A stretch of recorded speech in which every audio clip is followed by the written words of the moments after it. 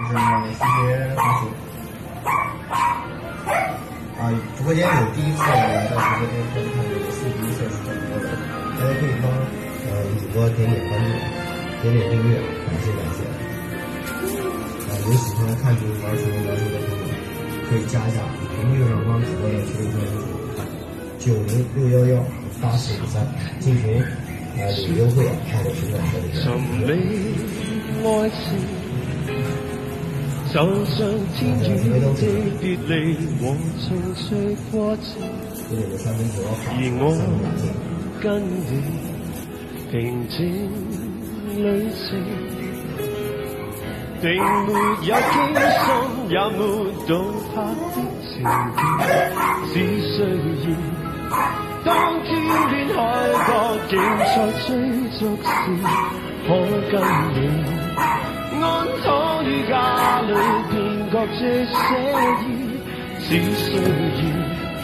聚會上壯氣之時，可用你的名字和我聲線，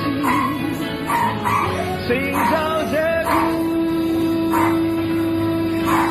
事。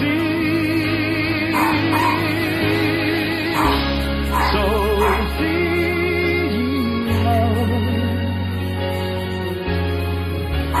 無憂無愁，故事平淡但當中有嘢已經足夠。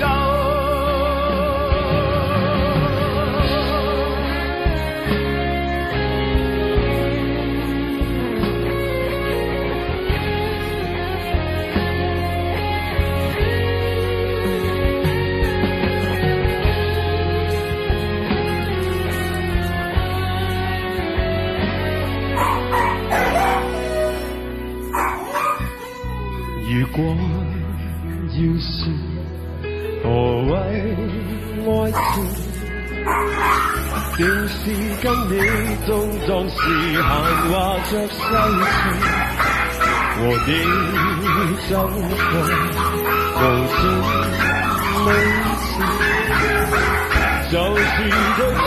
昏發白，亦愛一年前不相信。當天荒不再叫你不看時，竟跟